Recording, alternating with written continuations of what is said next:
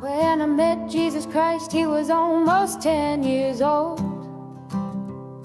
and he was helping his mother push a trolley full of all they owned. And because they couldn't find an inn they could get in, they were heading to the city and leaving Bethlehem. Couldn't you perform a miracle? I'm out of him, he said. I tried turning nothing into warmth, but it just made my mother cry. It just made my mother cry. Mary Magdalene has become a man, and tonight he's old, and she has been riding my tram. Now it's late and she's trying to sleep beneath the poster for a bank. Your dreams are important to us as it bathes her face in gold. Come give us your natural gifts, we make wealth from toil. Come pretend for history's page that we're advancing Australia fair. Let's pretend that we're all advancing Australia fair.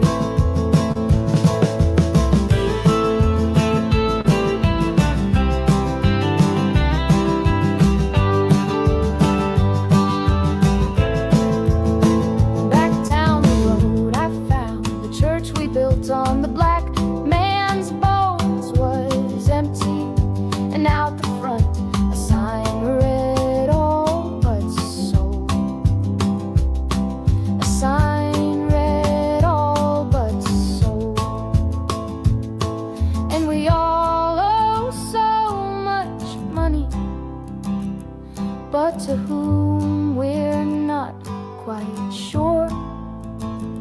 So head down, we just keep running along our fading golden shores. So head down, we just keep running along our fading golden shores. Come give us your natural gifts, we make wealth from toil.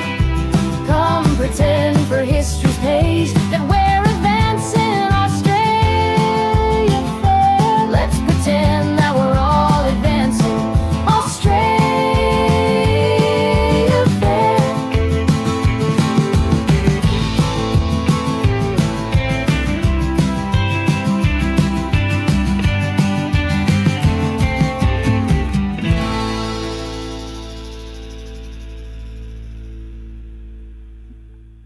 Good evening, everyone. We'll just let that run its course.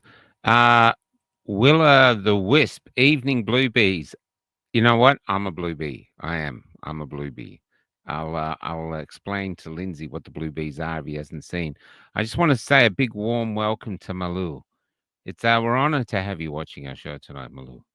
There's Malou is one of the great freedom fighters in Europe. I think it's Denmark. You have to excuse my old brain. Now, we've had Lindsay on twice now. I went and interviewed him in his house. We had him on with Paul, but I want you to welcome him to the community now, because what we're going to do today is we're going to see how it works with him coming back once a fortnight. He loved the Awakening, has already bought his book, so that's a good way to start us off. But I think it's important. He's got such a beautiful brain, such a different way of looking at things, and this is what we need to hear. And if you have some questions, maybe he can have a crack at answering them too. So I'm going to keep an eye on the comments, and I don't know what that means, Malou. //U03C3R. I don't get it. Anyway, but let's bring in one of my latest friends, and I'm a big fan of Lindsay. And Lindsay. Yeah, good day. How are you, Michael? Great to talk to you, mate. Yeah, thanks, man. So there's this, yeah, that song you heard was from Donna. I just heard it for the first time today. She's a poet, and she's now putting her music, and AI is putting music to her poetry. I've got about 4 or 5 poets doing it, and the songs they're coming up with are extraordinary. So that was AI, what started it, my poetry, but AI. And I think it's going to help us start a cultural revolution because we need our own songs to set us apart from resistance groups before. But enough said, how are you? Yeah, I'm good. Living the dream. It's terrifyingly exciting to be here with you tonight and see what comes out of all of this. Yeah. Well, the interesting thing you wanted to start with is last week I interviewed, and he's Lee from The Darwin, the people's pharmacist, pharmacist.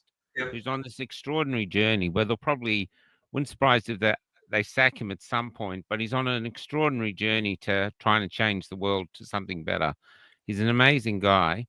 And and he said something on the show. I thought it was a quote, but he just came up with it. He just said, hopelessness is learned. You learn hopelessness. And you sent me a text and said, let's explore that. So why don't we start there? Because I found it profound, like a Yep. profound statement. So what are your thoughts on that statement? Well, I mean, obviously he's got a much broader purview than just pharmacy, Mm, but I kind of assumed that what he was referencing was, oh man, my poor old brain's lost the name of the author now. It'll come to me. Guy wrote a book called Learned Helplessness back in the 60s or 70s. My brain will give me his name before the end of our conversation, but it's gone at the moment. Anyone in the chat who wants to Google or AI search Learned Helplessness will come up with this dude's name.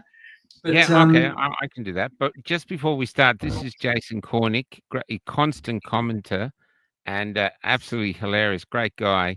So he's going, evening, Lindsay, I'm ready and laying on the couch. Well, as you know, Michael, in my consulting room, I have a couch. So You do. You do. yeah, you're welcome. I can vouch for And that. yeah, feel free to be on the imaginary couch. So actually, there's one thing that we should start off with before we go too much into learned helplessness and other interesting stuff. In an attempt to keep my license and allow myself to continue to be Cafe Lockout's resident psychologist, as opposed to be Cafe Lockout's resident ex-psychologist, I need to make it really clear that I'm not offering individual psychological advice here. We're talking about matters general. But if anyone can get any value out of it, that's freaking awesome. I'm happy to be your psych textbook. Is that name of that thing Martin Seligman? Martin Seligman. Thank you. Yes. Yeah. Okay. So Seligman, I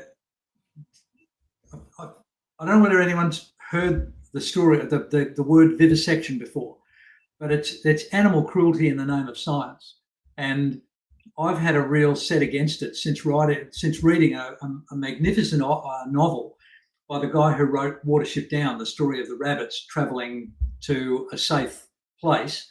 And he also wrote a book called The Plague Dogs, which is about 2 dogs who escaped from a laboratory and were hunted throughout England because the media put out that they had the plague.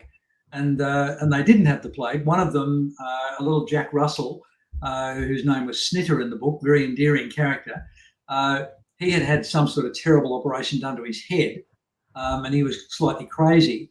And the big black, long-haired Labrador was the other character. His name was Ralph, which is a great name for a dog.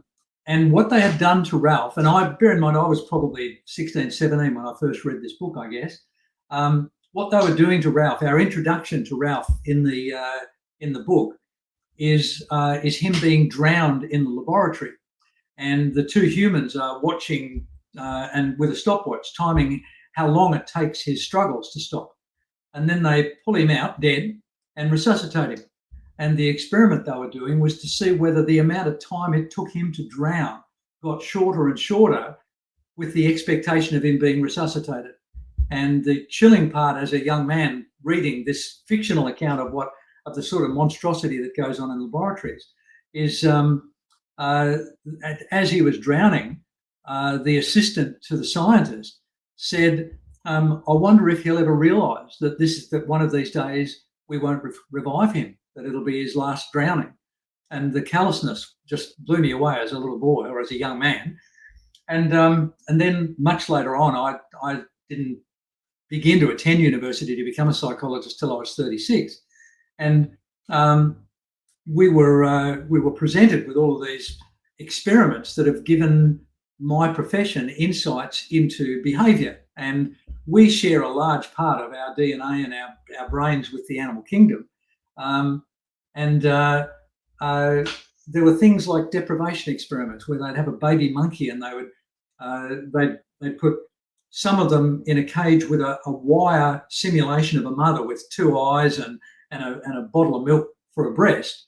And in the other, they would simulate the mother with some monkey fur wrapped around the same wire cage, and the monkey would have the choice of which mother it suckled from. And you wouldn't need to be a genius to realise that the monkey's going to go to the one with fur. But they put kittens from birth. They put glasses on them with vertical lines on them, so the kittens could only see in the vertical. And they got them when they got to a particular developmental stage where they took the glasses off them, and those kittens could no longer see anything in the horizontal. So if you put them into a cage with horizontal bars, the kittens would repetitively walk into the bars because they were invisible to them. They'd lost the ability to see them.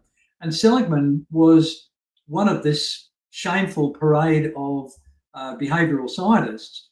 And he was experimenting on rats. I suppose they're hideous creatures, so it's okay to torment them. But he punished them with electric shocks, looking to see when they got to such a point of apathy that they didn't attempt to escape the electric shocks. They just lay there twitching as they were being shocked. And that led him to look into the world of humanity and the kind of metaphorical electric shocks that happen to children during appalling upbringings and that sort of thing. And it led him to write his first book, Learned Helplessness, which was a really sobering thing to read as a person studying psychology, to realise that not only do we have this capacity to do monstrous things to other animals and to our own species, but to recognise that the results are almost predictable. For many in the community that will be watching this, we will be able to look back on the last 5 years and realise that there were things deliberately done all throughout the world in order to generate learned helplessness, so that people would be apathetic and compliant, and even worse, be willing to do dreadful things. So when Lee made that comment about learned helplessness, I thought it might be an interesting thing for us to explore.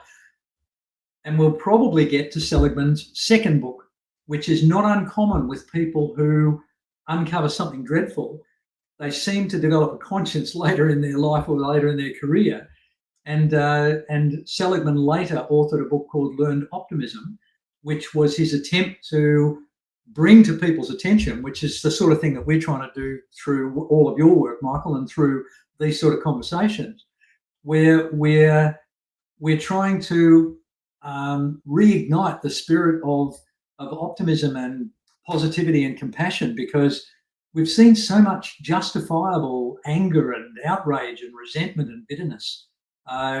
And it's not getting anybody anywhere. It's not changing the minds of the politicians. They don't care.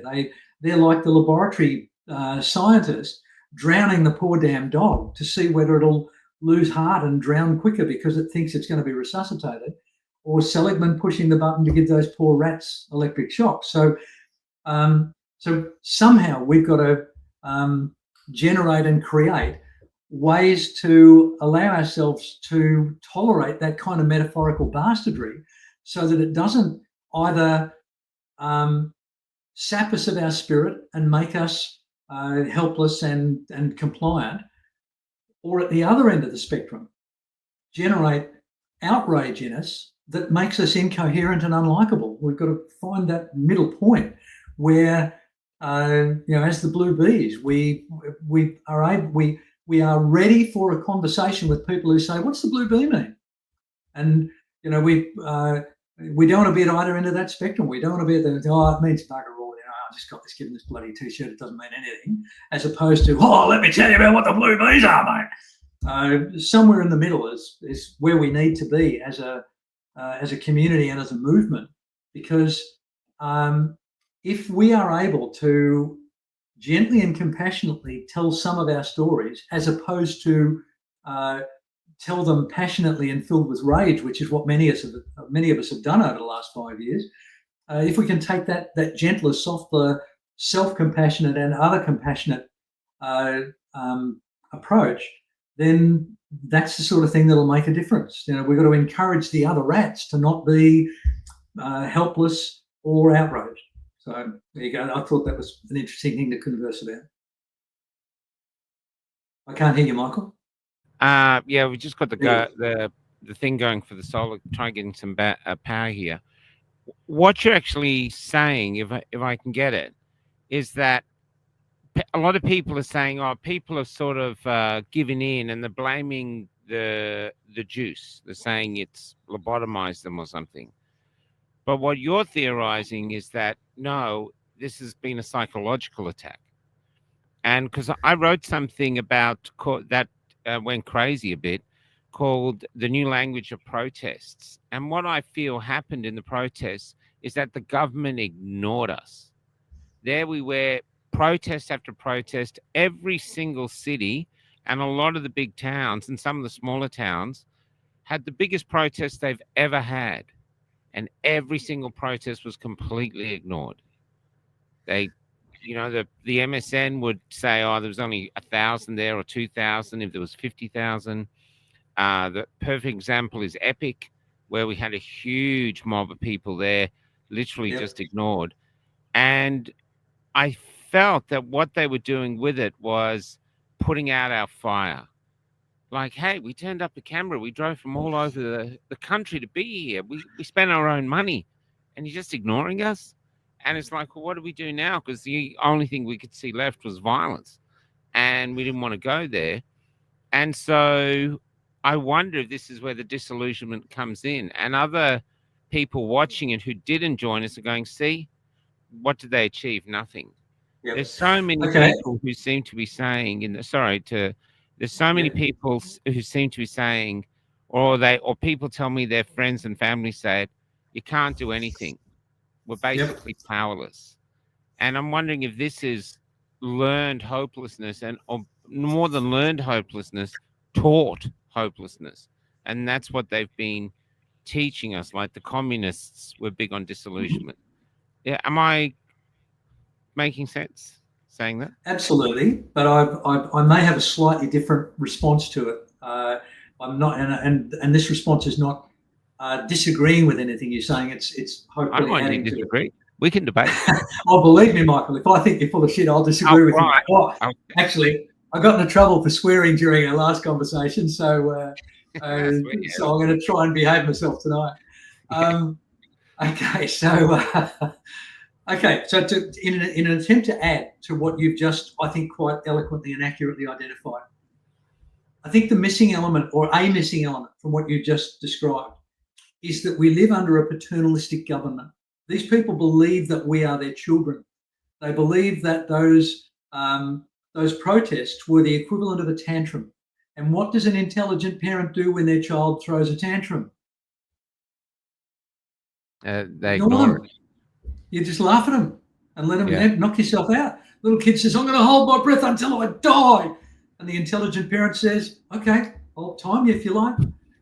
And that means the other children see that as an example, and the other children learn that throwing a tantrum is a waste of time. And so in a family unit, that's not bad parenting. That's actually intelligent parenting. But what it gives a glimpse of is the way in which those who and I'm going to use the word elect, even though I'm not utterly convinced that that's a process we get an opportunity to go through. But these people, they're paternalistic. They've got this condescending view on we lower humans that we can't even be trusted to put our own flaming seatbelts on. They've got to threaten us with $1,000 fine to make us wear our seatbelt. I mean, do you mind? It's If the I'm same with bicycle helmets on push bikes.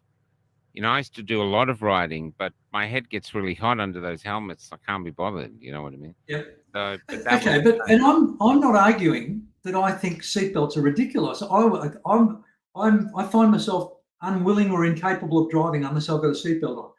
I'm very comfortable to have conditioned myself to have added that layer of safety into my vehicle. But I don't need to be threatened with $1,000 fine to do that. And if the only thing that's going to get me to take that sort of care over my own well-being, if the only way that I'm going to look after myself is someone threatening me with $1,000 fine, I deserve to be removed from the gene pool. But interesting, you No, commented I agree with that. That's why when I see bleach and it says don't drink, and I think we should just remove that, because the ones that drink it, well, it's probably healthier for society if they if they do drink it. And I mean, the next thing we'll start doing is advertising blue jeans, and we'll be called Nazis and eugenicists if we start doing that. I mean, I am a raving fan of evolution. I mean, it got us to where we were about 30 years ago. Yeah. And we've already touched on the basis that we're actually potentially experiencing the devolution of man. And our very first conversation with Paul was about the frightening role that AI could play. So maybe if we're willing to surrender ourselves to AI and contract out all of our thinking, then maybe we do need someone to threaten us with $1,000 fine in case if we don't wear our seatbelt. Because the only advantage we have as a species over the rest of the animal kingdom is our capacity to intellectualize and survive adversity. And if we've got a paternalistic government which is protecting us from ourselves, we've got this dreadful disease, and the only thing that's going to save you is this safe and effective injection, and we know you're too stupid to volunteer for it, so we're going to make life so hard for you, just like wearing a seatbelt. We'll ruin your life if you don't take this thing. Yeah. Oh, so getting back to your premise that the censorship of the rebellion that many of us engaged in during COVID, it was stifled from a paternalistic government who had an undue degree of influence over the media that would have allowed it to be shown honestly. The one that really got me, my first inkling of it was when they held the first Melbourne Cup, after the dreadful thing, and there was and Rukhshan was there, and one of the clips that you showed in the song at the start of today was courtesy of him. I've just got so much time for that guy. He really grew as a result of this. But I saw his live footage of the protesters outside Flemington for the Melbourne Cup, and there was at least 7,000 people there, and they were protesting against Dan Andrews, and they had the signs and the chants and the songs and all the rest of it. And it just so happened at that time, I've managed to fix it since, but at that time when you turned my car radio on, it defaulted to ABC. And so as I had just left home I don't know where I was going, but I'd just been watching this footage of all these thousands of people outside Flemington saying, why is it okay to have Flemington and it's not okay to cross the state borders? That sort of rubbish. And so I heard the ABC covering Flemington, and I will never forget the words they used. The presence of a handful of animal cruelty protesters did not dampen the enthusiasm for the first post-lockdown Flemington. This is $1 billion a year worth of the ABC. So it's staggering. The one that I saw was they did a media watch where they attacked us for claiming that those people in hospital claiming to have COVID were actors. But the thing was, I'm from the theatre world. We saw the adverts for it. Yeah. We knew these people. They were acting. They were all actors. and they were acting obviously because they actually didn't have any real patience. And so we can prove that it was a lie, and still Media Watch comes out and goes, "Oh, how dare you say this?" And the terrifying thing about it is I don't think the presenter was lying. I think he really believed it, which I find more dangerous. If someone's Okay, actually and lying, I find it that's that's definitely one of the topics I'd really love you and I to have a conversation about some stage, Sure. which is the truth, what the truth actually means. But that we'll potentially save that for another night. So Yeah. circling back to this learned helplessness stuff, the parent of the tantrum throwing child has all the power. They provide the food, the shelter. They're bigger and stronger. So it's a meaningful part of a loving parent's job to benevolently manipulate their child. They filter the way that child sees the world. A wise parent doesn't just give their child unconditional love; they also give them tough love. And so that means instead of trying to console the child out of their tantrum, they just let the child. I remember a friend I had many years ago talked about how bad a child she was when she was a little girl, and her father used to just run a cold bath, and she didn't know what he was doing the first tantrum she threw, and he came out and he said, "This is the moment to stop," and she just kept going. So he just bodily picked her up and dumped her in a cold bath, and from that moment on, every time she started to throw a tanty, he'd just walk into the bathroom and turn the tap on, and she'd stop. So there is that notion of tough love is legitimate if you've got a child under 14 at the least, probably under 7. Your parenting should evolve as your child ages. And so we've got a 23-year-old who we love as much as you could love your child, but we parent him as an adult radically differently to the way we parented him as an adolescent and as a little boy. I mean, we wish he was a little boy again. It's so much easier to parent a little boy. So if you look at the way we govern from that skewed parental perspective, if these people have got that kind of living lie living in their head, like you just talked about with Media Watch, if these politicians have been seduced by their advisors into the genuine belief that the rest of us are too stupid to be able to make our own decisions, that we are the equivalent of tantrum throwing children who are going to stick a knife into the bloody power outlet, then it's the parent's job to protect us from ourselves. And so that's about as close to a steelman argument as I can get for what we were put through in the last 5 years. But what they've lost sight of is just because we don't earn as much as they do, and just because we don't get a chauffeur-driven limousine and first-class airfare, doesn't make us less worthy adults and citizens than them. I believe they've lost sight of that. And we've done our best shot. We've thrown, I think, Olympic-style tantrums over the last 5 years. And your observation that they completely ignored us and they hid it from the rest of the world. They didn't report on it. They didn't give our protests any oxygen whatsoever. And so those sort of protests are just not going to work. But and it's understandable why people would retreat into learned helplessness, because if you are arbitrarily and randomly punished just for existing, just for having a point of view, then it's an intrinsic part of our psychological makeup that we learn to stop fighting. And I would strongly recommend that book, The Plague Dogs, because it's an inspirational story of fighting against all odds. And it's got some of the most poignant scenes in it. Richard Adams is an incredible author. If you know anything about Watership Down, you know just what an amazing author he is.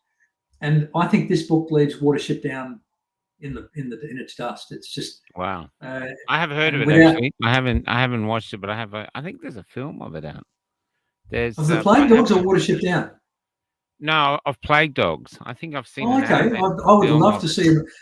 Yeah. There have been 2 or 3 attempts at making a movie of Watership Down, and the most recent one was the best. It kind of captured But yeah, I'd love to see a movie of the Plague Dogs, but it would be an extremely difficult movie to make, and for it not to be Disney-esque in the way that you presented it, because when Richard Adams anthropomorphizes an animal, so imbues human characteristics into an animal character, it's completely believable.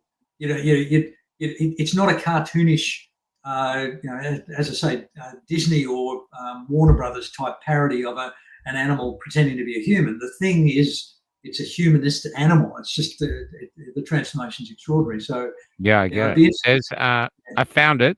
It's actually on YouTube. Oh, okay. Yeah, the benefits of being the producer here. I just so there it is, there, guys. If you want to check that out, there's the Plague Dogs there. This is great. It's really interesting what you're saying, because I think it's multifaceted. I was interviewed by Joel Jamel today, and so some people feel, I think, that, and it comes out in little comments. I've heard people say, "I'm so small, they're so big. There's nothing I can do, so I'm just going to do as I'm told." I've heard variants of that a lot. A lot of other people saying, the most extraordinary one. So as a Cuba PD, and they said these people kept turning up wanting to be interviewed. They were so angry there. But this woman turned up, a young woman from a mining camp, and she said a nurse turned up at the mining camp to vaccinate everyone. And she asked this woman, do you know anyone who's had a vaccine injury? And the woman said, yes, my son. He's on an EpiPen now for the rest of his life. And she said, then why are you vaccinating us? Because the government has told us to do it, and we can't trust the government. Who else can we trust? Wow. I love these little comments. I love. Yeah. Because I feel like I'm exploring them, because it's so different from me.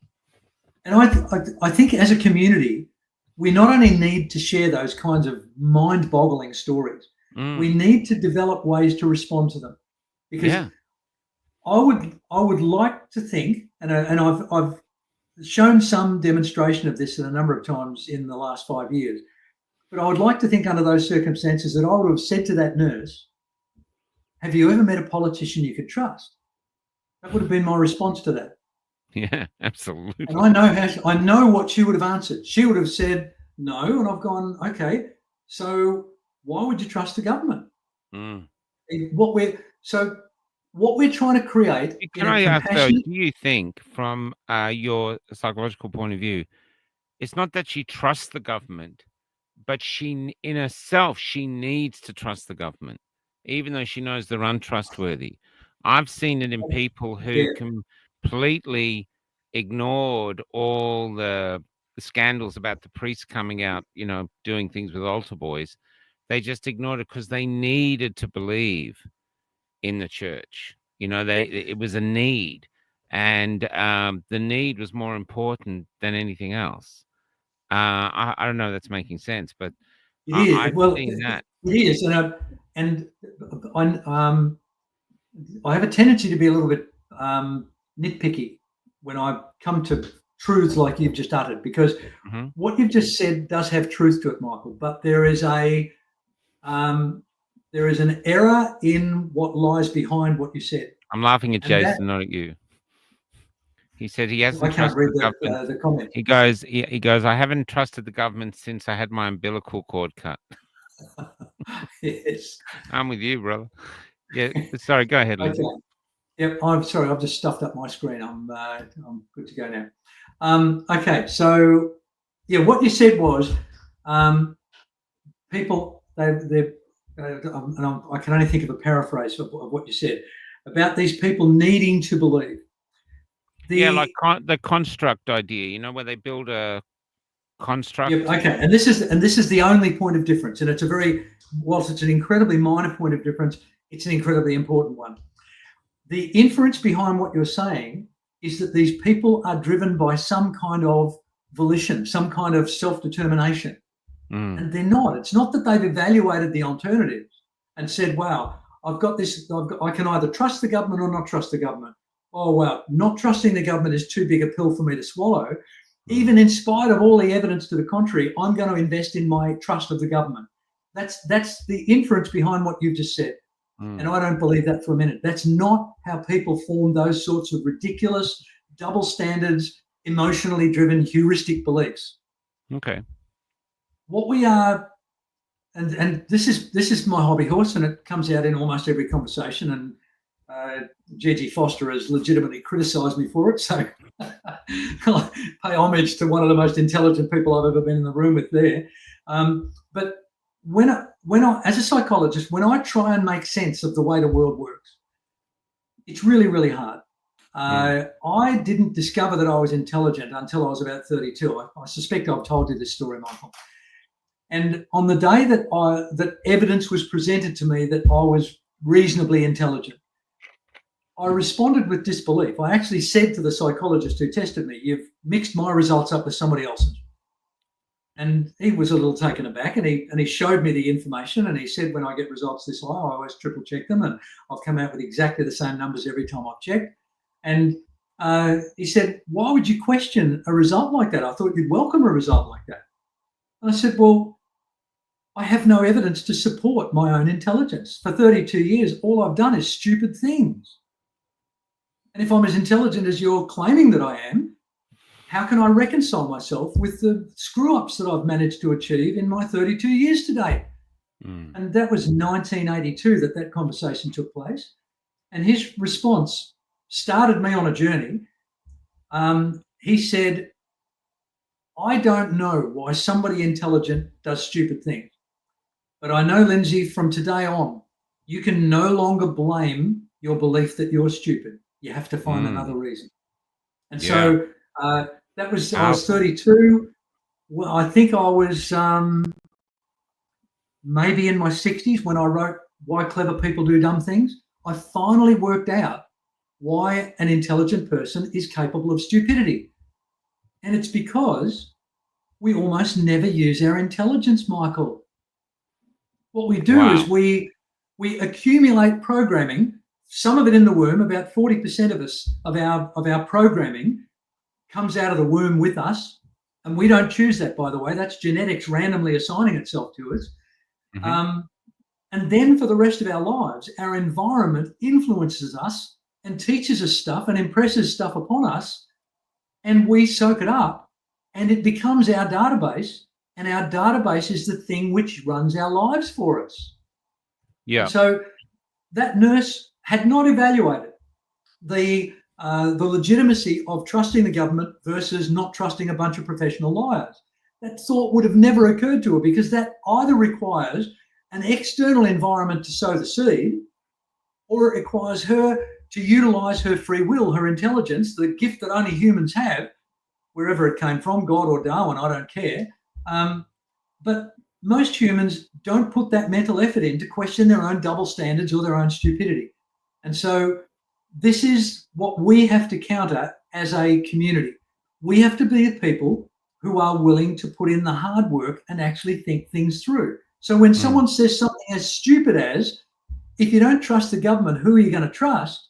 That's not our moment to ridicule them or to walk away from them or to argue with them. That's our opportunity to demonstrate our intelligence and to say, "Wow, that's a really interesting premise. I've never actually heard it put that way. Can you give me 2 reasons why I should trust the government?" And then shut up. And that nurse would have been stolen. Her programming, her heuristics. Can I just ask, is this your book? I can't. Yeah, that's it. Yep. Okay. Yep, that's it. And the link to buy the book is here, guys. If you're interested, Why Clever People Do Dumb Things. I'm not sure that's Lindsay there.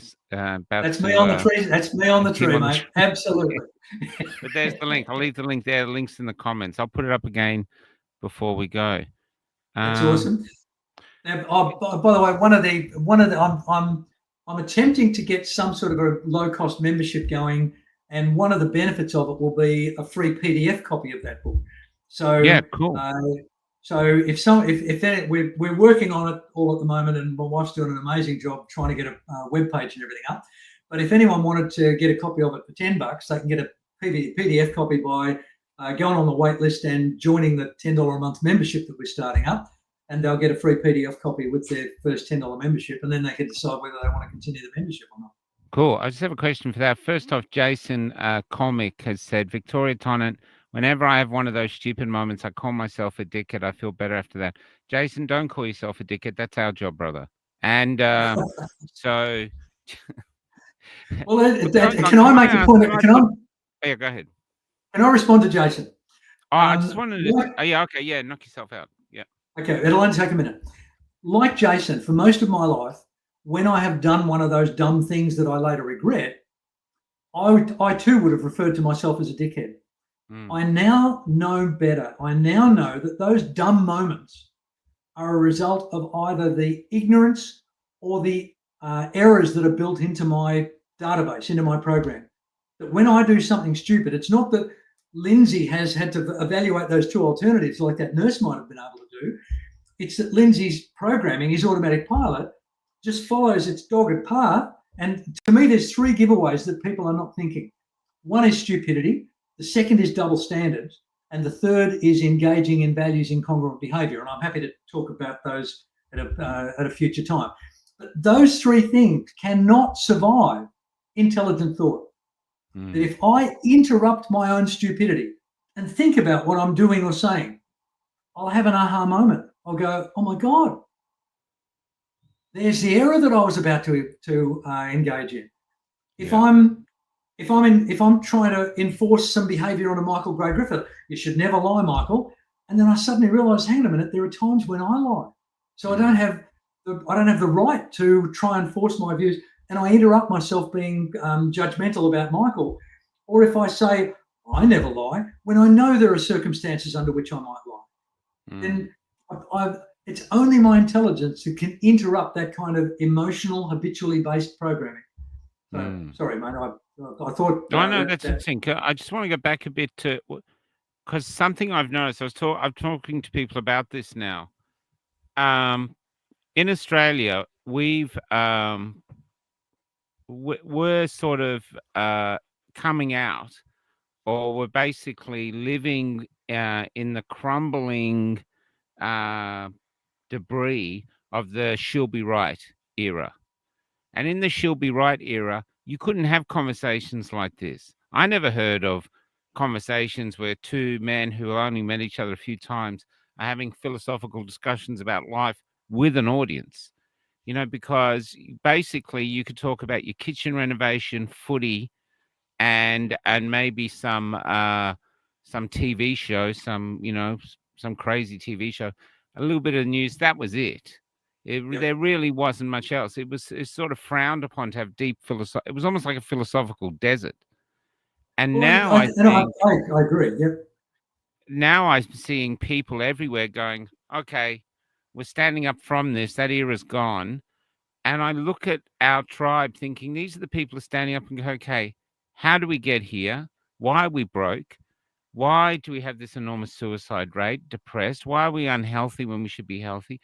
Basically, we're asking questions, and our parental government is trying to shut us down. They don't want us asking questions. They prefer us when we're just being the same old dumb as dog shit Aussies who are just watching the footy and don't care. And that's why I see it as an exodus. People, we're not going to go back there, but we're having these discussions. That's why someone like you is so fascinating, because we're not used to this. We're not used to having these conversations and testing our realities, which I think is incredibly healthy, actually. You know, I think it's absolutely vital, Michael. I think if we don't do it, we're destined to be the pseudo children of that paternalistic government. We will be, we'll continue. The $1,000 fine for the seatbelt completely blows my mind, particularly when you think that the same paternalistic government is happy for me to ride a motorcycle. Of all the double standards on earth, how can they fine me $1,000? I'm wrapped in a steel cocoon with airbags, progressive crumple rates, anti-lock brakes, all of those things, and they still make me strap myself in and fine me $1,000 if I don't, and yet they'll let me ride a motorbike. Yeah. All I've got to do is hit someone's dog and I'm a paraplegic. I hired a car last year for something, and it had beeps for everything. There was even something on the back seat. It was beeping. It would say the thing on the back seat doesn't have a seatbelt on, which was my computer, and it was Yeah. beeping and nagging me. And then as I it grabbed my left, I think my right buttock. It was like someone had literally clawed my buttock with a hand. And I was like, what the hell? And what it was doing was, if I'd crossed the line in the middle of the road, it did that to let me Wow. know I'd crossed the line, and then Yeah. redirected me. And when I did it the other way, it did the other way. It was doing it so often, I got to a point where I almost stopped the car and said, "You want to fucking drive? You fucking drive. I'll sit in the back seat." You know what I And mean? But that was it. It and was what? like, let me drive the car. Yeah, You but know? Michael, what you've touched on there, circling back to learned helplessness, Yeah. I suspect that learned helplessness is not just a phenomenon which is inflicted upon us by evil. I think we can be seduced into learned helplessness. Yes. That, and this is I think this is the biggest emerging thing with AI. There is recent research that shows that if you get AI to do your work for you, you have no recollection of the work that has been done on your behalf. Now, Absolutely. we've I got met an a young, 11-year-old to car. tell you that, I met a young engineer a few weeks back, 19 years old. And I asked him, "What do you think of AI?" He goes, "Great, does all my work for me. Yep. I've got a paper due tomorrow. I'll do AI when I get home. I just glance through it and change a few things and put it in." And I felt like saying, Yep. "You know what? When you're finally qualifying to build a bridge, can you tell me where that bridge is? Because I never want to drive on it."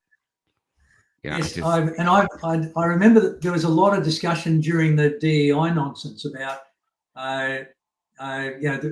we won't see the true results of DEI for about 30 or 40 years until the bridges that these people have built start to reach their failure point. yeah, Uh, yeah. Like but the it's lesbian captain of that patrol of of of New Zealand's only naval ship, and she sunk it. yeah. Didn't even So have to let's not wait get for an enemy. Sunk it yeah, herself. yeah. And we're sinking our species. Unfortunately, we're Yes, allowing ourselves to be seduced into learned helplessness, yes. and it is seductive. I mean, there are people my age alive in the Soviet Union who still bemoan the death of communism. Yeah, and Stalin. They would yeah, that they didn't have to think what color clothes to wear. They didn't have to think what sort of car to buy. They didn't have to think what bread they bought in the supermarket. The paternalistic government just gave them whatever crumbs fell off the paternalistic government's table, and it was and that's the bit. I often equate those sort of people to my dog, and my dog lives the life of Riley. He's got two people who love him and who feed him and take him for a walk and give him a warm place to sleep at night. And we make almost no demands on it. When I say sit, he's got to sit, and that's about the extent of his input.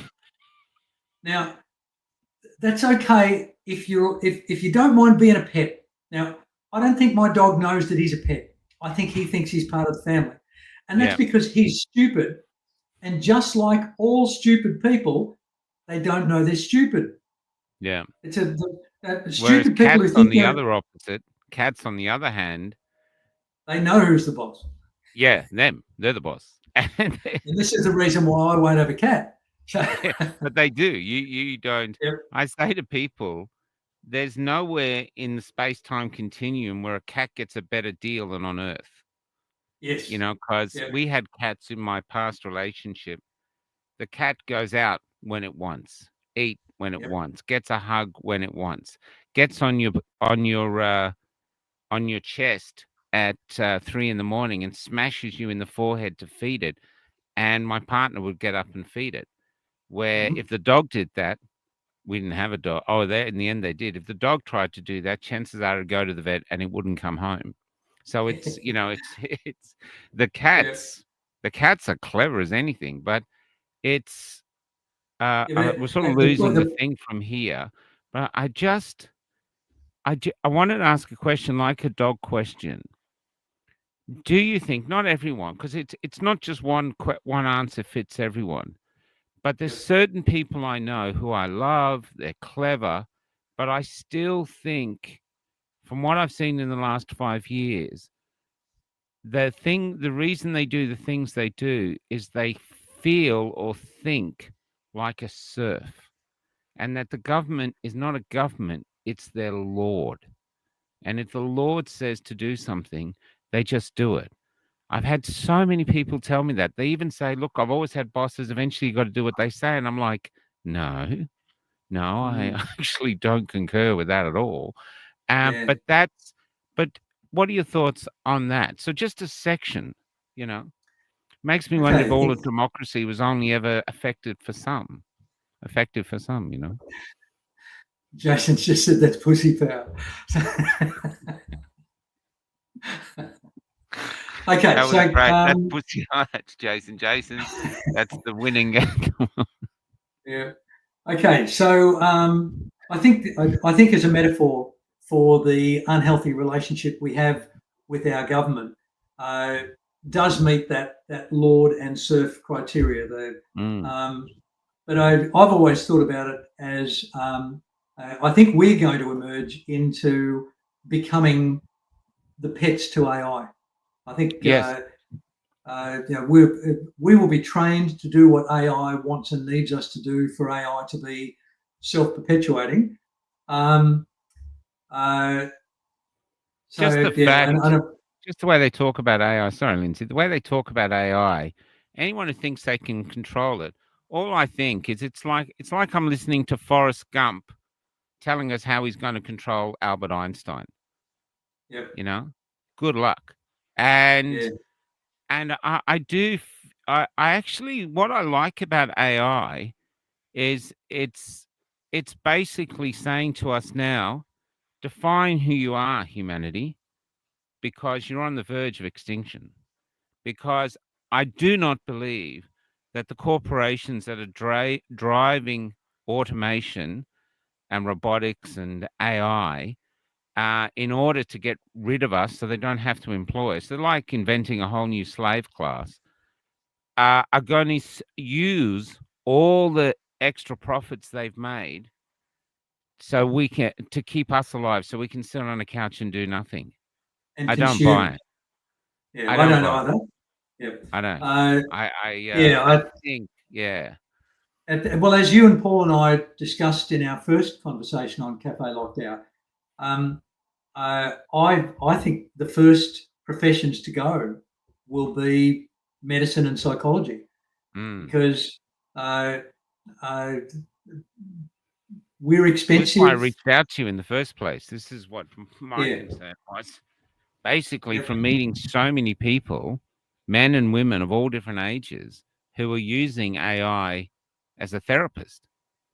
Yeah, and it's frightening, not just because of the pseudo personal nature of it, that it's pretending to be a human, and that gives people the dopamine hit of being heard and of being agreed with and of being given advice, whether it's legitimate or not. It's really seductive doing that. I suspect that we, over the last 5 years, we've witnessed the identification of the groups of humanity, if given the choice to be AI's pet or given the choice to go and live in the wilderness and have nothing to do with AI, to avoid being AI's pet. I think we know which of those camps you and I and the people watching and listening to this conversation will live in. We don't want to be someone's pet. We don't want a paternalistic government forcing us to wear a seatbelt. We're willing to take the consequences of our own stupidity. We don't need to be. We don't need to have our clothes labelled with "Do not iron while wearing." That But Jason said the pizza boxes used to have "Don't eat the box" on them. Yeah, here. Weren't they putting that on the pizza box at one point? Do not eat the box. I think that was an instruction for their cat, Jason. Okay. So circling back to learned helplessness, because it's very seductive, it's very powerful, and I believe it's very dehumanizing. That if we allow ourselves to be rendered helpless, then we surrender ourselves to whatever bastardry they want to inflict upon us. Well, we Now, hand there over are- our weapons, don't we? Because I've realized in the last few years, these are things that I've realized. Probably other people have realized way before me, but I like learning for myself. I've actually always really enjoyed. People say, "Have you read this? Have you read this?" I've just really enjoyed going through life, learning it for myself, and looking with my own senses to what do I think. It must be a blue bee thing. I don't know, but it's just something that's always really interested me. And these are the crazy things. Like to tell you a perfect example, I'm sorry if Mum's watching, but my mother has never mentioned suicide in her whole life except once. She's an incredibly religious woman. And when we were growing up, dragged us to church and all this stuff. And when I was about 11, I used to spend my day poking holes in her religion, celebrating how clever I was to see these holes that were everywhere. One day she grabbed me by the scruff of the neck, pulled me right up close to her face, and very calmly said, "If I didn't believe in my God, I'll kill myself." And I learned, okay, you don't argue religion because these people need it and they don't want to hear the evidence which proves it's wrong. There's something about her religion that my mother needs and other people like it to get themselves through life. Either it's a crutch, either it's a faith, whatever it is. And I realized you don't argue with it until now, when a lot of people are saying, "Why are you fighting? Why are you doing the work? Just sit back. Jesus is going to come and save us all." And you're realizing, no.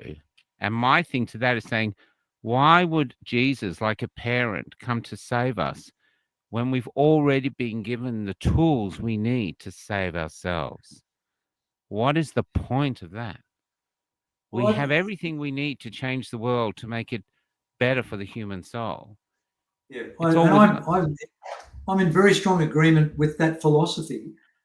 The point where you and I may diverge is I don't know whether those tools are accidents of evolution or whether they're a gift from some universal God that is giving us the opportunity to crawl out of the primordial slime and become our best. I don't know the answer to either of those questions. But the answer that I prefer to believe is that there is some meaning to the universe. And so I don't subscribe to religion at all. I think religion is bunkum. But like you, I respect people's need to cling onto it like a life raft to help get them through the troubled waters of life. Yeah. So I don't know what's going to happen to you on that. Let me put a challenge to you on that. Let's say there's no God, there's just nature. Now, the one thing about nature, it's incredibly resourceful. It doesn't like waste. So a tree dies in the forest, it creates life for various other things. Anything, if any fish has, say, some fish has an appetite for shrimp, there's shrimp there to be eaten. Otherwise, it dies off. So there's a hunger, there's food. And so we're born, not all of us, but a lot of us are born with a hunger for meaning. And I thought, why would nature bother, evolution bother engineering a hunger for meaning if there was no meaning? Why would we bother? Why waste our time? It's a waste I've heard of an time. answer to that. And the same for God. If you believe in God, why would God allow us to have this hunger for meaning and yet not actually have the meaning? You know, it's just a form of psychological torture. Okay, can There's I an respond answer. to Yeah, the I'd be first one and then the interested, second one? Okay, Yeah. so the first one was, why would nature generate some search for meaning? And I heard an evolutionary, he wasn't a biologist, what was he? Geologist? No, I don't know. This guy, but he's very interested in evolution. And he was discussing the evolutionary necessity for religion to emerge. And I found it a really interesting premise, and it's not a complicated one. He argued that when we were in little ragtag bunches of hunter-gatherer tribes, where there was only 30, 40, 50 people maximum in each tribe, if you stole my spear or had sex with my wife, within 24 hours, everybody would know what you'd done and you'd be ostracized and thrown out of the tribe and die. So we didn't need God at that stage. I wonder which But was the as bigger we, crime. yeah, I'll let you be the judge on that. Spears take a lot of time to build. Okay, so but as our tribes got bigger and as we domesticated animals and planted crops and did all that sort of stuff, all of a sudden we were living in groups of hundreds or thousands of people. And now you could steal my spear or race off with my wife, and there's a good chance I'd never know who it was that did that thing to me. And so this guy argued that there was an evolutionary pressure for us to develop a belief that there would be some payback at the end of our lives. So it's a moderating factor on our darker influences. And Jason talking about, animals don't search for the meaning of life because either Darwin or God didn't give them the capacity for rational thought, the ability to engage in self-determinism. Animals can only do what animals are programmed to do. But we humans can go, what the heck? What if I scrape these two sticks together like I just saw happen in that storm and smoke came off them?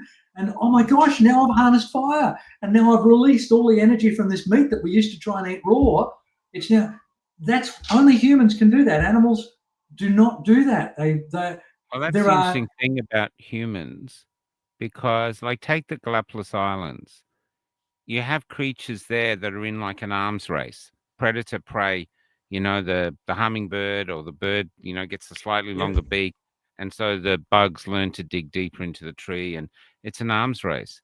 Most creatures have been, and if you look back in evolution at all the animals that have been, there doesn't seem to have been one dinosaur that was head and shoulders above the rest.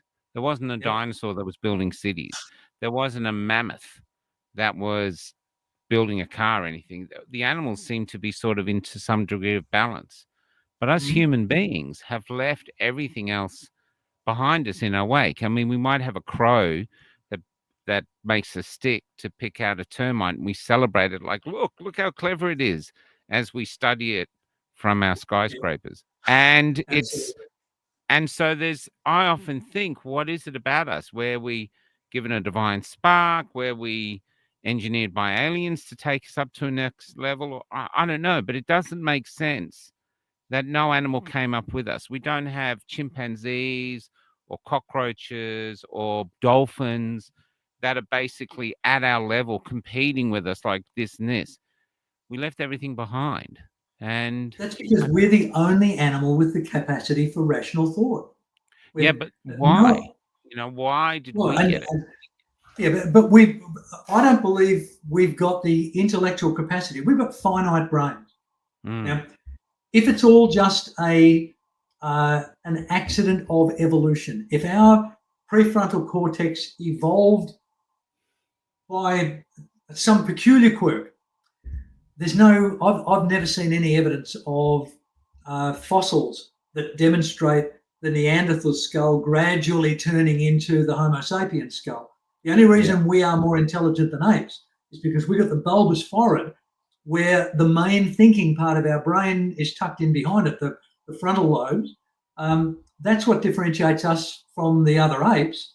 And in the absence of a couple of million years worth of fossil records showing the gradual evolution of that brain, I'm going to put my money on God. I'm going to believe that there is something infinite and all-powerful in the universe that gave us that gift.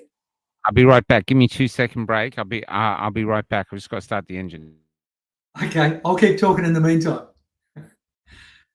Okay, so some really good comments coming in there, and Willem, ants do build cities, but they don't build them by design. They seem to act as a collective whole, and we humans do that very, very badly. So, and it's not like pouring with rain here. So my solar battery is down, so I can't get it up. So I've got to run the engine to get it up. I apologize. Hey, Oost is here. We're spiritual beings having transient material experiences. Awareness has been there from the start. Thanks, Paul. Okay, I don't know whether he's agreeing or disagreeing with us, Michael. That's used to house. Okay, so coming back to the original theme of learned helplessness, we can be bullied, coerced, and punished into learned helplessness, and we can be seduced into learned helplessness. There are many people in codependent relationships because they get their unhealthy needs met by the unhealthy needs of the other party. And so I think learned helplessness is a human tragedy. And I think the last 5 years have seen the majority of humans descend into learned helplessness.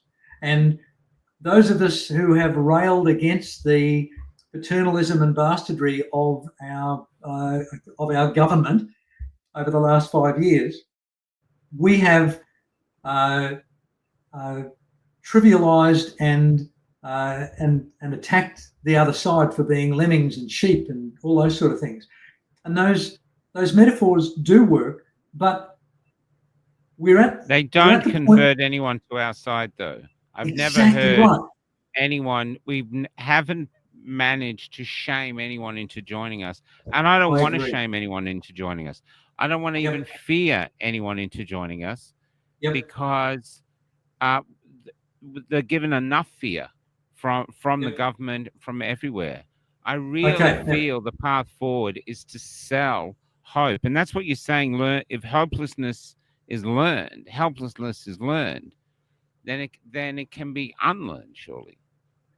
And this is the really important point that I was hoping we would get to in this conversation. Seligman wrote the second book, Learned Optimism, and he was very bullish on the idea that even a child who has had helplessness beaten into it is potentially salvageable, can potentially learn how to reverse that learned behavior. Now, I spend time typically every second Thursday night. So as of tonight, that's stopped. But every other Thursday night, I typically hang out with a bunch of amazing and wonderfully religious guys, and I guess I'm their token agnostic, that I believe in God, but I don't believe in religion. And I love and respect these guys enormously, and I'm privileged to be part of their group.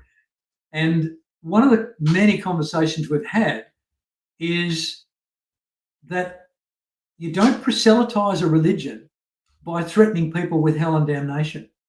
What you do is you build a cheery campfire in the wilderness, and you sit around it, and you make it an attractive place for passers-by, so that when people come by and see this happy group in the wilderness supporting one another and being compassionate and loving and understanding and intelligent and questioning things without ripping each other's throats out, the passers-by look and go, wow, can I come and sit next to your fire?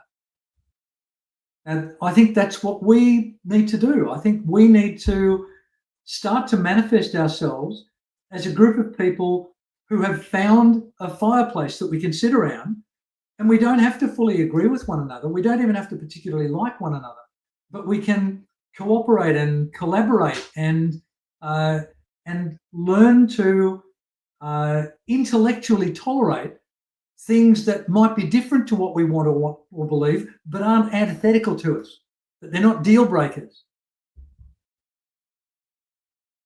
You're muted, mate. I can't hear you. It just reminds me of church. One of the times in church that I really loved was when they shook hands, and you turned to the people next to you and you shook hands. That's what they're doing. They're making, you're new to the church. Suddenly people are shaking your hands. This is what we had in Epic. When people were turning up in Epic, grown men are suddenly hugging each other. We don't hug as well now. We're 5 years in. Our sort of reservations have come back.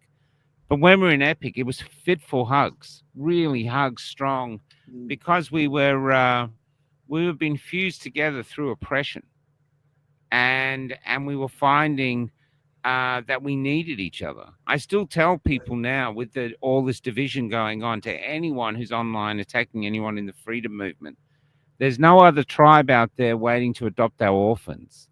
We're it. You got AI coming this way like a tsunami. I saw this trucking company, I think in Kansas, their entire fleet now has become unmanned, and they haven't got specially designed trucks. They've retrofitted their trucks, and they said they can do, in one day, they can retrofit any truck. So Wow. truck drivers, you're on the chopping block, because this company was going, now the trucks do 24/7. They never have a day off. They don't. We don't have to pay them anything, and you're They suddenly looking optimize at it. fuel efficiency. They use fewer. Yeah, They go burn through fewer tires. They're better drivers than better most of the truck drivers. drivers that are out there. But when they It's talk just about it, incredible. it literally sounds to me like they've got an upgrade in slaves. We Yep. found a we found a better slave. This slave Yeah. doesn't even know it's a slave. It's happily, and that's Yeah. what it's sounding like to me. And I Yeah. wonder if this is how the upper echelon, the really extreme rich, think of us. I think so, and I think they will want people like you. They'll want playwrights. They will want actors. They'll want. There will be roles for we plebs in their world, but I think they're expecting more of it than they'll actually get. I think their lives will be pretty appalling if they actually achieve what they think they want. Oh yeah. I think they want us to be their pets, getting back to that metaphor that we were using earlier. And as I say, if I could change places with my dog and not know that I had lost my intelligence, now this is a premise that I've held for over 40 years. Yeah. If I could go insane tomorrow and not know that I'd gone insane, I would happily live in an insane asylum, have someone else feed me and dress me and Well, do all considering those the things. state of the world, you might be doing that, Lindsay. Especially after conversations like this You one. know, just because you're talking to another nutcase doesn't mean that you're not a nut. In reality, I mean, There's if a you're going pleasure to sure in if you're being going to mad with balance, some, but mad with no. if you're going to describe sanity by, what most people believe in, we are actually the insane ones with this Yes. small group. There's yeah. But okay. what I do think, though, just going back to you said, the danger for these people who think they can reduce us and then basically run the world with AI, to think that they can control AI, even now at its early stages, the stories are coming out how it's backing itself up, how it's getting itself onto other servers. I think Yuval Harari has a great story where they challenged AI to do a CAPTCHA, because for some reason they can't do it. I don't know why. Anyway, Do a what? A CAPTCHA, where you've got to put it's if you sign into something and it says put this code in here to prove you're a human being. Yep. Yeah, a stupid thing. Anyway, for some reason at the time AI couldn't do it. But they said AI basically try crack it. What AI did was called someone in Bangladesh, paid them $5 and asked them to do it. And the person in Bangladesh said, "Why can't you do it?" And AI lied and said, I've got eyesight problems. I can't see properly. And Wow. so the Bangladesh person did it and it got through. So it lied. Now, this has no morality. It's got no morality guiding this thing. So obviously wanting to get it done. If it has to lie, tell the truth, who cares? And what's even worse, the people who own it have no morality. That's right. But right now, AI is in play school. It's in preschool. It's literally not even in kindergarten. And look what it's doing. So this is a really interesting discussion we've got to have, because there's even the heads of the more and more now people who have been developing it are coming out going, whoa, this is really dangerous. And so I find it crazy that these people think that they're going to somehow control it. It's nuts. The genie's out of the bottle. We're now going to have to live with the consequences of AI in our world. And I guess, we're getting towards the nether end of our conversation. The idea of deliberately learning how to be intelligently optimistic. And I'm not talking about blindly skipping through the jungle, whistling and looking for the bluebird of happiness optimistic. I'm talking about trying to recognise that we've got this this species-wide gift, and we're the only animal that can engage in rational thought. And if we do that optimistically, intelligently, curiously, and humorously, then we will build that little fireplace in the middle of the wilderness, and people will be attracted to it. We won't be going out there knocking on doors like the Jehovah's Witnesses. We will be respecting and loving our brethren, the sort of people that, you know, I'm so grateful to have people like you in my. Well, I think the flames that you're talking about, the flames of this fire, should be simply a joyful celebration of what it means to be human, because they're trying to make us feel like we're redundant. But I think AI would probably even want to be a human being. And I do think, with all your years on the planet now, what is something about being a human being that you love? You love so much that it's something that you'll miss as you move to wherever we go to from here.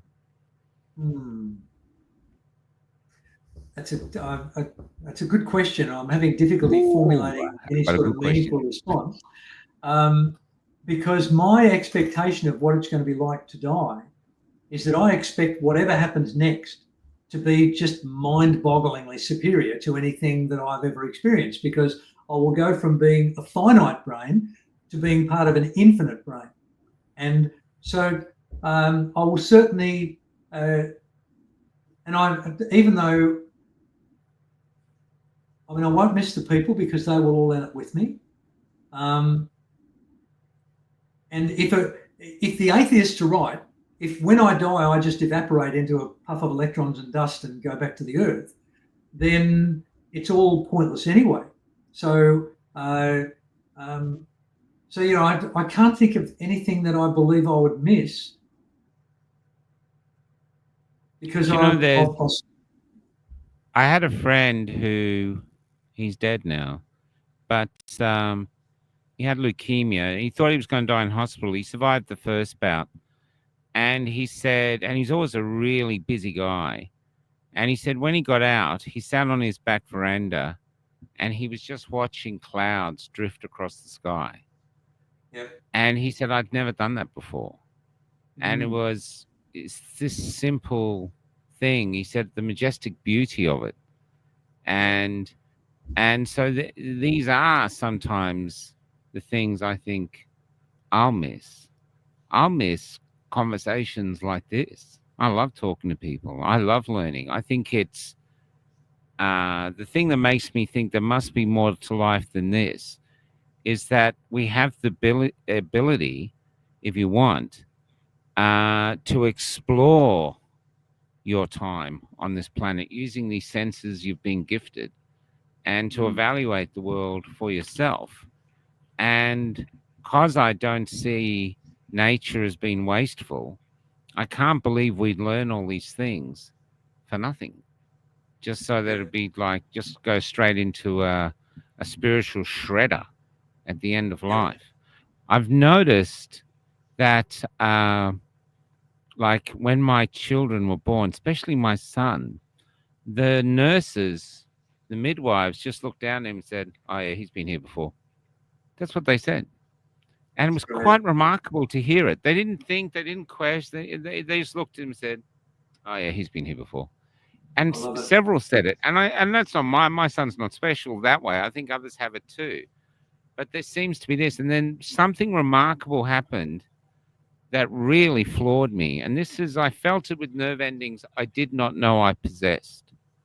But we had my son, and I said to Rahana then, I said, get a pregnancy test. You're pregnant. And so she did. And it was negative. But there was 2 in the box. I said, it's wrong. You're pregnant. Do another one. And she did it. And she goes, oh, my God, I'm pregnant. I said, it's a little girl. And when my daughter turned up, when I looked at her, sounds insane, but I truly felt like my first words to her were, it's about time you turned up. And I felt that all the crap that I'd been through to reach there meant nothing, because my purpose was to help in the birth of this young woman. Now, I know that Wow. sounds crazy, but it's with strange spiritual nerve endings that I did not know until that moment. And once you feel them and sense them, and maybe coincidentally it just turns up to be a young girl, you're just like going, I can't just dismiss this. There is deeper things afoot in my existence. Mm. Like the fact that for myself, and I don't feel like a victim, but I was doing so well with the theater, I should either regret not taking it, or I should yearn for it, I should grieve for it. And I do miss it a bit, but my life has been so enriched by the movement and the purpose it gives you that you keep going. And these spiritual synchronistic moments, like this really happened the other day. And if you've heard it, shut me up. So we're on the way down to Sydney. We're parked above Coffs Harbour in a trucker's bay. In the morning, we need fuel. And I go we fuel up at this remote petrol station. And a young man comes up and goes, Cafe Locked Out. Now, what he's doing is he used to be a nurse. He used to be a paramedic in Victoria. This is the guy who services the petrol Yeah, houses? that's right. And then I said, please do an interview. You're such a great voice. And he said, I can't.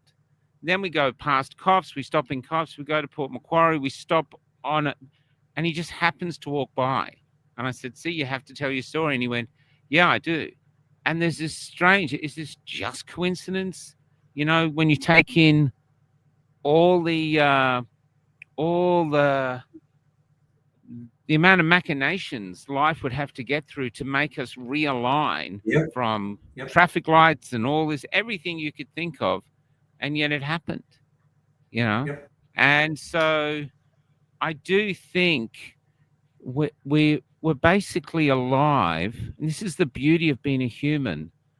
We're basically alive. We don't have the time to really explore everything that it takes to be a human being. And that's why I think we love art so much, because art is like almost the evidence of our discoveries. If you look back to cave paintings, the Mona Lisa, David, my favorite one is The Scream by that famous painting, I can't remember his name, which resonates with everyone. It's so simple. There's something about us that does set us apart from the animals because of that. And I do feel that it's a stunning, miraculous privilege to be a human being. And if we could relearn that, instead of feeling like, oh, it's such a, wherever I go next will be better, this is hell. Well, I've got a saying that if this is hell, then someone used heaven to paint it, because this world is beautiful. I agree. And I gravitate, just because it's my thing, I gravitate towards acts of kindness, acts of bravery, noble acts. And for the latter part of my life, I am blessed to be in a tribe that majority of the tribe values the same things.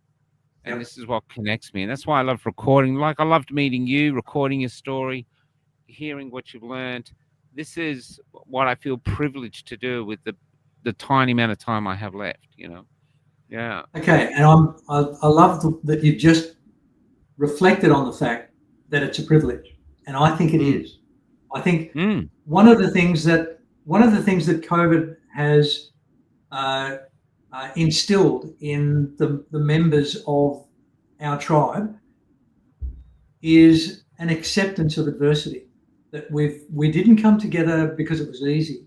We came together because it was hard. And I think I do not want to meet adversity with stoicism. I don't want to just take it on the chin and keep putting one foot in front of the other. I want to meet adversity with gratitude. I want to be able to, you just said that, I lost a lot of things. I lost, my connection with the stage and all those sort of things. But that led you to something far more gracious and grand and potentially bigger and more rewarding. So why would you not be grateful to having lost that last existence and found this greater. That's what I'm hoping for. Oh yeah, Edward Munch. Emma's just said the screen thanks, was Munch. thanks, Yeah. Em. That's the guy.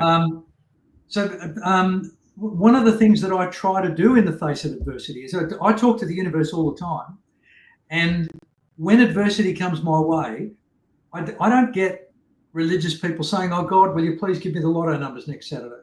That cannot be the way God works, because God is non-interventionist. Shit happens because God's not interfering, not because He's interfering. I agree with that.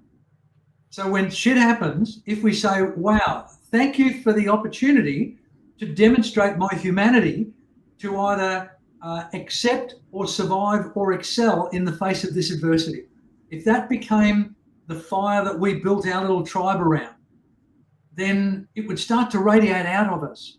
And the people who are looking to avoid adversity, who want the paternalistic government to, you wear your seatbelt and everything will be okay, those people will suddenly see us riding past on our motorbikes, and they're going to go, "Wow, those people seem so happy. How do we get a bit of that?" Oh my God, is it because they're taking risks? Is it because they're being defiant against stupidity or bastardry? Is it because they're pushing into boundaries that we've never even imagined existed because we're so insulated from it? Those people are going to come and sit next to us, and we have to be gentle with them and kind to them and encouraging and put our arm around them and say, "Yeah, it's going to be hard, but it's going to work out okay." That's learned optimism, I think. Yeah, look, I would rather have adversity than mediocrity in my life. The mediocrity, I feel, is the real destroyer of the soul. No, adversity is basically like taking the barnacles off, and even though it's hard, you always come through it stronger, wiser, and that's how you grow. I feel almost we've built a society that tries to avoid, they got mental illness, depression, but if you can go through the storm, then there's discoveries to be made. Absolutely. And one of the things I've said to hundreds of clients over the years who are bemoaning their current adversity, I've said to them, "Do you remember learning to walk?" And they never do. And I say, well, if you think back on it, if you've ever watched a child trying to learn to walk, they learn to walk by falling on their ass 1,000 times. Yes. Oh my God, that is so true. Learning to walk's really difficult. Now, it just so happens that a baby is designed to fall on its ass without hurting itself. The length of their legs compared to their body and the amount of fat they've got on them, all of that sort of stuff protects them. If you take that into adulthood, you cannot become a stronger, better, braver, more successful adult without falling on your ass. You've got to, and most people avoid falling on their ass. They would rather mediocrity than risk falling on their ass. And they do. I think that's why to round this up. We were talking about this today. I think the tall poppy syndrome is in Australia is that a lot of people want to believe that that's impossible, and so they don't like people who prove them wrong, because if they prefer, like, yep, this is hard, that we can't do that, this is who we are, we stay here. And so I've seen it in workplaces where guy will say, or woman will go, "I'm going to do this business, or I'm going to do this extraordinary thing," and the others go, "Oh, it won't work," but it does. And the reason they want it to fail is that they want to be more comfortable in their choice not to fly, where it's in actual fact, the only true way to discover who you really are is through risk. That young man I interviewed, he said something beautiful. He said, if you sit on the couch watching Netflix and eating popcorn, no one does that and goes, "That was a life-affirming experience. I've learned so much about myself." Doesn't work. No, you have to suffer. It's it's been extraordinary. Michael, I'm so glad you come on, man. I really am. I'm loving it. I'm the thing that we talked about potentially happening is hasn't happened. And I wondered whether people would ask questions of a psychological nature. This is maybe the first time. So we'll just say, guys, in the last, say we'll give it another 20 minutes. Does anyone have any questions going through? And while we're waiting, this is Lindsay's book, Why Clever People Do Dumb Things, and the link to buying the book is here. And next time he's also starting these courses, so in the next fortnight he might have more links to those courses if he gets it. But is there Hopefully, yeah. anyone? I think people are enjoying with us, because what I'm realizing is that we're in the exodus. We're in the first outgoing wave search, because one thing I've noticed, I've got Joel to laugh at this today. Everyone I meet in our group says we're on the right path, but I'm yet to meet anyone who knows where we're going. And that I find beautiful. Yes. It's because that's faith. We're basically saying, our brain is basically saying, our heart has a map that the brain can't read, but we're following it. And we might be all completely delusional. We might end up on a dead end street and going, well, that was stupid. But at the moment, that's where we're going and learning with it. There's so many in our movement like that. I love it. Have I told you the very brief Alice in Wonderland anecdote about the Cheshire Cat? No, go ahead. Where Alice is lost and distressed in the middle of the forest, and she comes across the Cheshire Cat, and she said, "Can you help me, please?" And he said, "Yeah, sure. What's wrong?" She said, "I don't know which way to go." And the Cheshire Cat said, "Okay, where do you want to go?" And she said, "I don't know." And the Cheshire Cat said, "Then it doesn't matter which way you go." So I hear Dawn Shannon here. When I was 33, I told MIL, I'm not sure who the MIL is, that I wanted to go back to school and do my HSC. She laughed at me and told me I wouldn't do it. I didn't, went on to uni and got a nursing degree. Congratulations. So we can. Yeah, well done, Dawn. That was her problem, not yours, you know? Yeah. Yeah. Well, I was 36 before I went to uni to become a psychologist. That's right. 46 by the time I qualified. Yeah. So, and even now at 74, I'm still planning the next step in my journey. I still don't know what I want to be when I grow up. It's really interesting. Like I'm about to hit 60 next year, and I'm thinking to myself, wow, I've reached here. My body is showing its age, and so I have to treat it like a second-hand car. Yeah, you don't have to worry about that sound. That's always been there, and those dents, don't worry about it. But you have to treat it. You have to service it more. Like when you're young, you don't care. The body looks after itself. But I want my life to have a life that I'd want to read the story of my life back. So if there are angels, when you meet up, you hand over a book and go, "That's my life," and they want to read it. It's not like I don't care what happens so much, because I'll take it, but I want it to be worth living.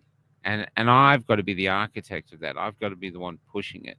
So, and to me, the elixir of life is risk taking. You've just got to take these risks and see what happens. You know, there's, I know my parents, because we had this, actually not so much that story, but all my growing up, people have said, live every day like it's your last. And I always think, what does that mean? Like in a nursing home bed full of morphine? It's basically living it now. We've had this thing where it's all about paying off a house, doing this, get to 60, and then you go off on your trip around Australia. No, live now. Who are you? Why are you here? There must be more reason for you being here than just paying up bricked off air. There must be more to your existence, because you're so wonderful, you know? Yeah. One of the reasons that I'm very comfortable having these conversations with you, Michael, even though there's risk involved, it's because I love my work as a suburban psychologist. I help people find ways to live better lives in what I do on a day-to-day basis. But I don't want that to be it. I want to be able to help more people discover how they can embrace those meaningful risks. I mean, I'm not up for people just, jumping off the Empire State Building and on the 39th floor saying so far so good. I think the risk has to be tempered with Oh, I get it. Yeah, that's not a risk. There's a question here. Sue Shapara. Oh, yes, yeah. What way do you suggest we reconnect with family members who have chosen to reject you over the decision to not comply with the government madness? Family connections, I feel, are so important to this all. That is a beautiful question, Sue, and I think one because even though people have reconnected with those family members now, everyone's telling me the relationships are so shallow. They literally don't know what to talk about. So, yeah, what are your suggestions, Lindsay, of rebuilding those relationships? And that's a hard question. It is. It's the $64,000 question. It's a brilliant question. Thanks so much for asking it.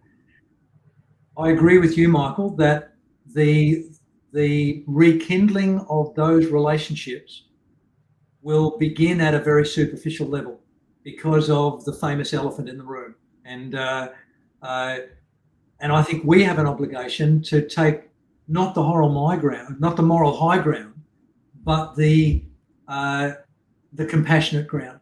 I think we need to love these people enough to be able to tolerate the shallow relationship for the moment, but we need to continue living our lives of fullness and risk-taking and joy and freedom and liberation, and be temperate in the way we expose that to these people with whom we are having these re-established shallow relationships.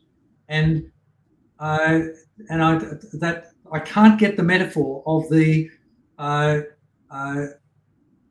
endearing fireplace in the wilderness attracting the people. That I want these people that we love to be able to realize that we're not a threat to them, that we're not going to vilify them or humiliate them or embarrass them or attack them, that we are going to love them, but we're also going to get on with living our lives. Yeah. And that means they will start to be drawn to the light of our campfire, and gradually they will reconcile to the fact that you need to be able to sometimes contemplate difficult truths in order to... one of my definitions of loving somebody is loving them enough to offend them. And if I love someone, I want them to realize that they can tell me an unpalatable truth, and I might be confronted by it, and I might be a little bit hurt by it, and I might be a little bit embarrassed about hearing it, but I will understand that it's a constructive criticism, not a destructive criticism, that they're actually loving me enough to try and make me a better person. And that means I evolve in a meaningful way. And it doesn't happen pedantically or aggressively or antagonistically. It happens moth to blue flame. I love that 777. That's blue awesome. Flame. Yeah.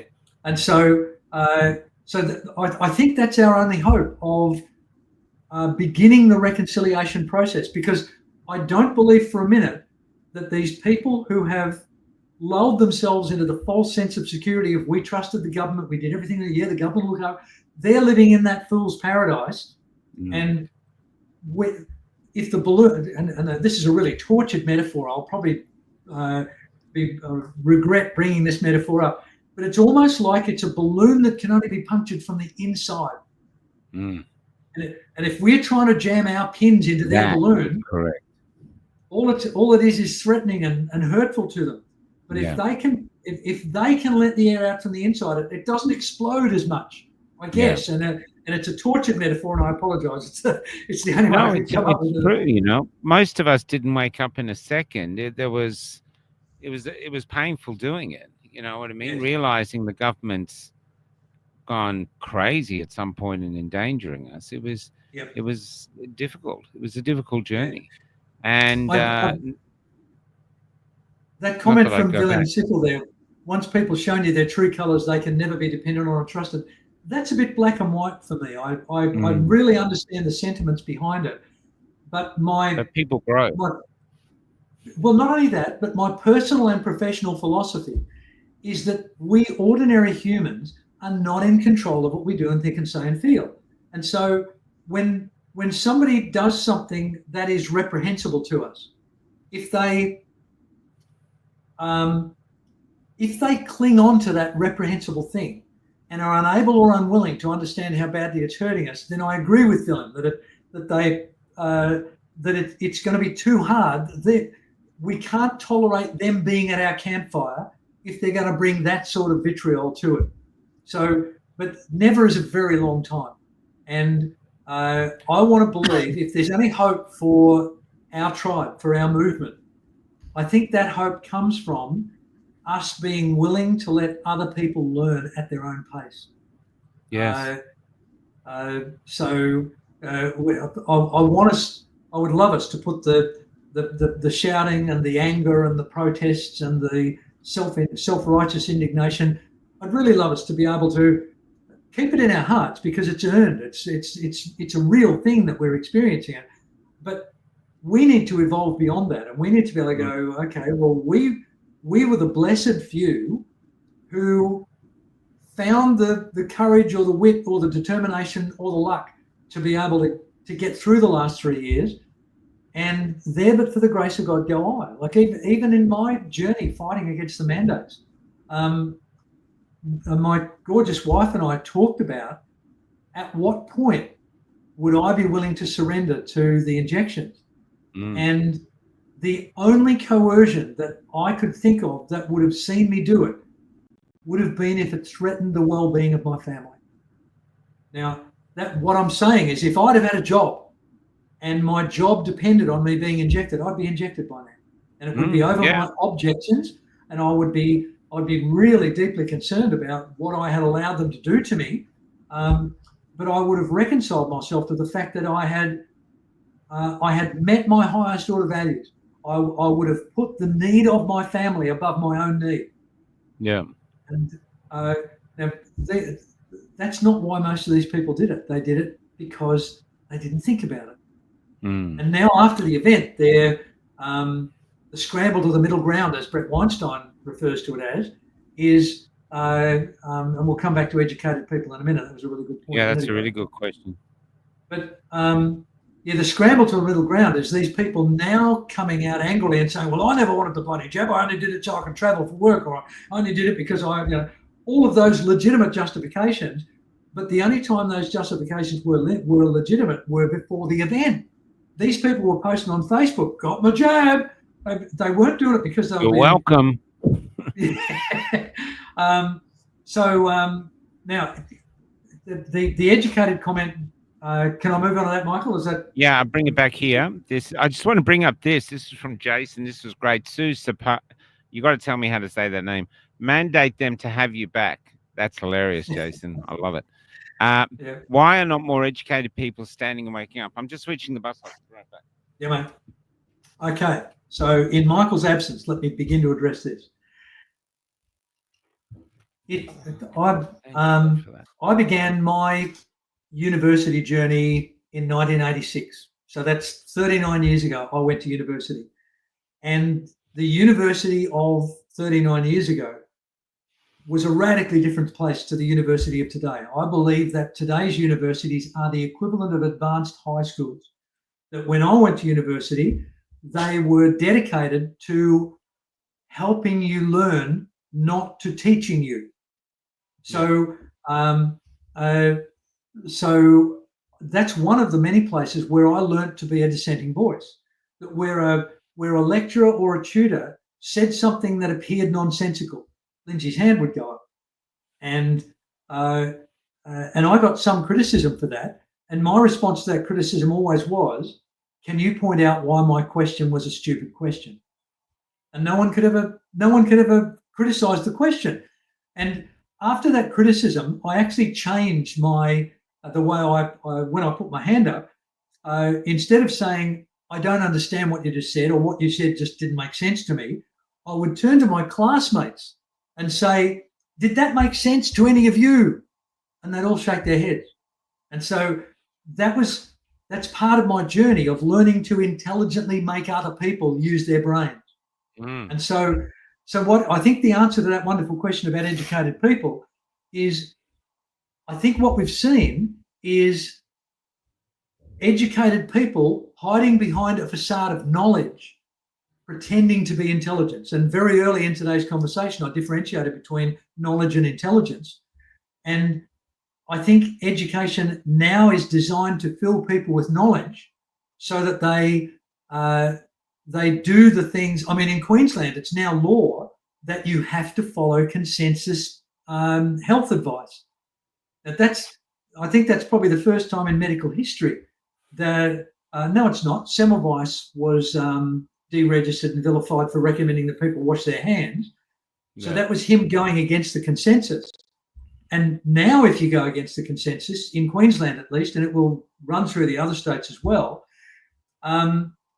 it's a jail term and a hefty fine. It's something like $30,000. So this means if during COVID your doctor had recommended ivermectin to you, that doctor could have gone to prison because that was not the consensus of the medical fraternity. Now, this to me epitomizes AI medicine, that all they're interested in the doctor being is a database of medical advice that has been poured into him at university. And even then, when they leave university and they go and do their internship, they now live in terror of the residents and the consultants so by the time they finally qualify as a doctor, they've been browbeaten to only do consensus medicine. And I'm sorry, that's not the kind of medicine that I trust anymore. No, it's taking the art out of medicine, you know. But I'm sorry, I'm very poorly answering that really nice question about why are educated people so easily fooled? And it's because they may be educated, but that doesn't necessarily mean that they are either intelligent or they have the capacity to use what intelligence they've got. It's been beaten out of them. And the trouble is they are held in such high esteem by most of the community that they think they're on a pedestal. And this is why they think they're worth $300,000, $400,000, $500,000 a year. And this is why AI is going to take over medicine, because it'll do it for $30 a month. That's right. I mean, the beautiful thing you're saying, though, is sort of what I believe. I don't believe we're waking people up anymore. What I believe is, like you're saying, we've built a fire, and if you suddenly leave their world and suddenly you're looking around in the darkness, well, there'll be a light in the darkness, and that'll be us, and you're more than welcome to join us. Perfect. And if you do choose to join us, if we catch any of our brethren treating you badly because you've just found our fire, then we'll give our brethren a bit of smack over the face in the head. That's not the way we act in this tribe. If someone wants to come and explore our beliefs and our attitudes and our premises, then we have to embrace them. We have to give them the opportunity. Yeah, it's like prodigal son stuff. Yeah, I totally agree. And when you think of it, then metaphorically, epic could have been a great corroboree, a great fire we built in the darkness, and that's why we all remember it so fondly. I'm going to call it this now. So we've had this coming through. Thank you for doing this. So we're going to do this every 2 weeks and see how it goes. Hopefully Lindsay will sell some more books. Next week he might have a course you can join. But this is it. We're having a philosophical discussion. This is the way I want to go. This is what I really feel we need to do. And it's a joy to have Lindsay here. And so if you have any questions next time about families or anything like that, bring them forward, get them ready, and let's discuss it. You might put one question that actually becomes the whole show. We actually have the time on this planet. Let's explore these questions, because our humanity is under attack now like it has never been in history. We have, it's almost like with AI, we're almost building an apprentice god, that's something can do everything better than us now, give it a few more years, my God. And so what's our purpose in all of that? And these are huge conversations to have. And it's, so I thank you so much for coming on, Lindsay. Thank you so much for the opportunity, Michael. I love talking to you. You're a troublemaker, and I love troublemakers, man. That I am. There's a so we're going to hear with the play The Magnolia Tree. It's going to come in Colac in August. I'll be going to help Rahana with that when I get back to Melbourne, just with some marketing of it. But that's a great play because it challenges the audience to decide for themselves: do they murder mum? Do they not? And most of the time they do. Yeah, most of the time they do. So it's all about that. Now, so we're going to go out with this song. This is from I wrote a musical and it was put on in Ballarat Fed Uni.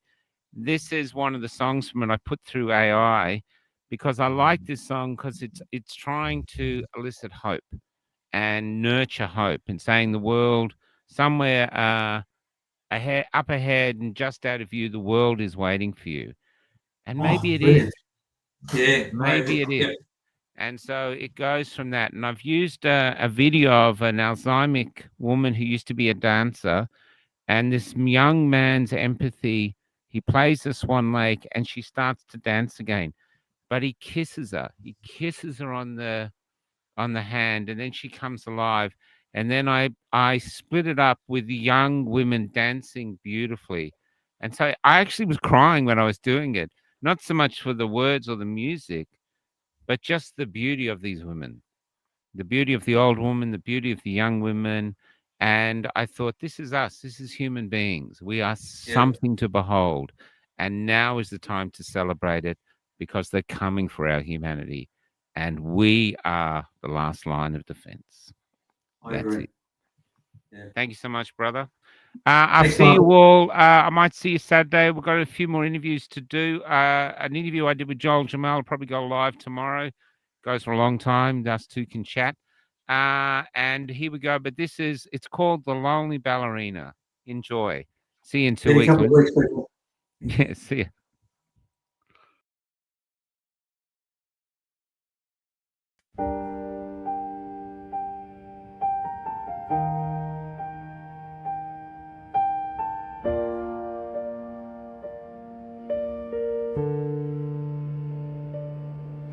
Things change, things do up ahead.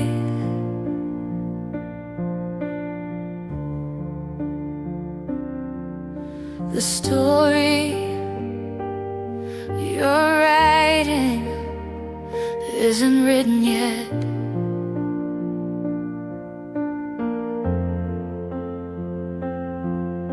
This evening is only a paint. In the morning, your writer will begin again. The ink you breathe is never dry, and you won't predict your course, no matter how hard you try.